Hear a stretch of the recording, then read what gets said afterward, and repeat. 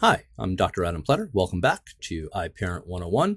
This is part 2 of our two-part series in setting up Apple's parental control suite, including family sharing, which is the part 1. And this is part 2, where we're going to do a dive into the screen time and some of the basics of how to set that up, with one particular tip that I've been recommending for a while in my office, which I'll get to towards the end. So to start off with, again, you're going to go through, if you're just continuing where we left off, this screen should come up. It's under family sharing, underneath your name, underneath settings on your iPhone. If you're continuing from the first part of the series, this should be just the next screen that comes up. After you set up family sharing, it gives you the option to set up screen time. So if you click set up screen time, basically it walks you through. You'll choose the child that you want to set it up for. You'll turn it on and just give a quick read, because it gives you a lot of options here between weekly reports where it tells you the different apps that they've been using, the amount of time, kind of gives you an overview of how the week went. Most of what I'm recommending here, by the way, is to increase self-awareness. So these weekly reports give a lot of information of what our children are doing online, both for us as parents to look at once in a while, and for our kids to start to look to see what apps they're using, how much time. They're often surprised how much time they are using on certain apps. So it's all about increasing that self-awareness with the aim of increasing self-regulation skills, so they can be the future adults they need to be with a phone likely in their hand. You could do downtime and set app limits, which I'll show you briefly in here, and then lots of content and privacy restrictions, which is one of the areas that I'm going to highlight today. So to start off with downtime, downtime can be used to take a break. Most commonly, I recommend using it for nighttime, so the phone is not used while you're asleep and the child might be awake. Pretty common as the child gets older to go grab their phone, wanting it in their own room. Whole other discussion that we could have. You can set here, just changing the time. It's kind of as a simple scroll thing where you could just click on 7 a.m. if you want to have that earlier or later, depending on the age of your child. And then at 10 p.m. the downtime would start, which is basically the phone gets put away. All these app limits, as you can see, there's tons of categories here.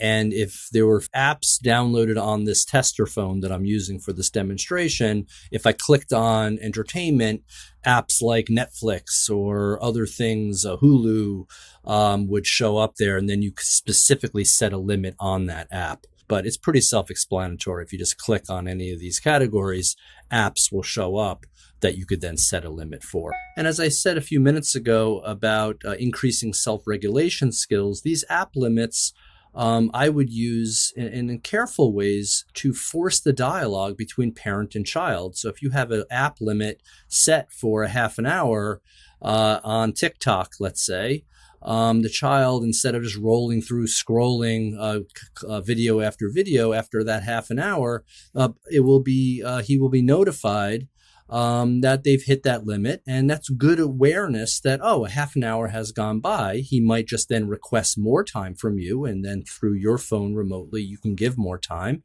or he has to come talk to you, and it might be, let's take a break for a while and you can get on later.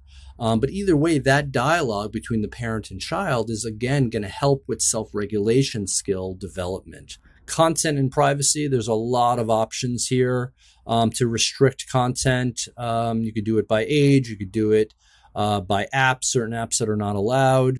This is the area where you have to set your passcode. And as I've said many times, you don't want that to be the same passcode that you use for to get onto your phone. Many kids know that or can figure that out. So, last four of your social, last four of your childhood phone number, your best friend's phone number growing up, things that you have ingrained in your brain that your child cannot guess and you will not forget.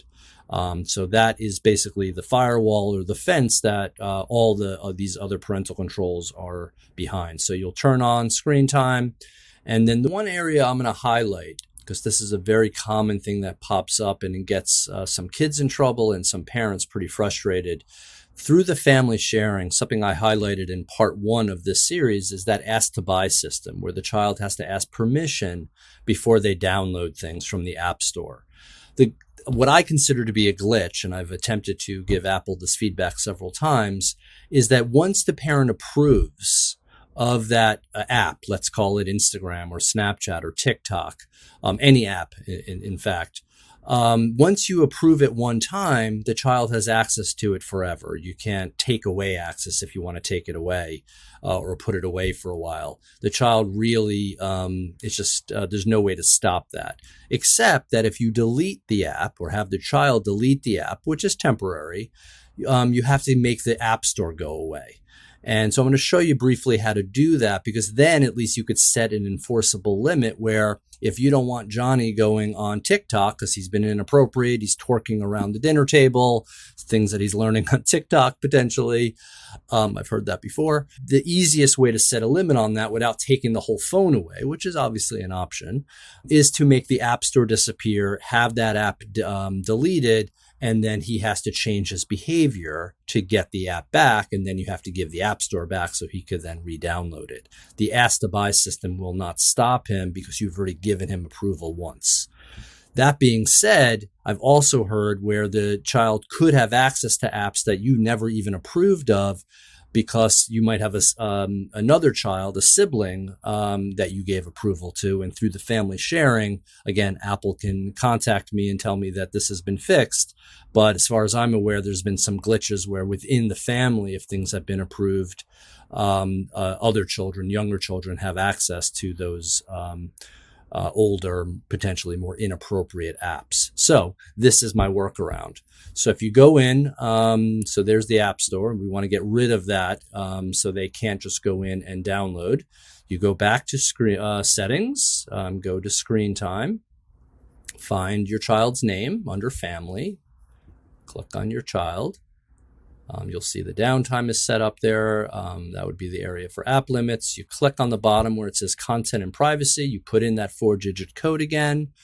And then where it says iTunes and App Store purchases, you click on that. And basically you say don't allow to installing apps. Take a quick look there. So don't allow where it says installing apps. Some people also say don't allow for the deleting apps, because then you could see if he's going back in to delete it. I have some older middle schoolers who download apps they know they're not supposed to have during the day, and then when they're on their way home, they just delete it. So their parents, if they do a spot check, they don't see the app there, but they just keep installing and deleting, which is not a big deal to them. But if you click deleting apps there, don't allow, they won't be able to do that. So if you see what just happened, since I said don't allow installing apps, that icon now for the App Store is gone. It's not there.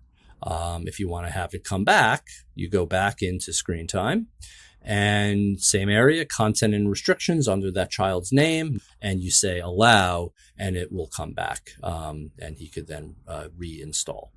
By doing this, you have the ability to set a virtual timeout. Just like the old days, let's take a break. You might put that old toy away. Can't necessarily do that because the phones are all in one devices, and they might need their phone for lots of other social and or educational purposes. But that one app, which is more of a play, toy type of thing, can be put away through this process. So that's a quick dive into ScreenTime. For more information, check out iParent101.com.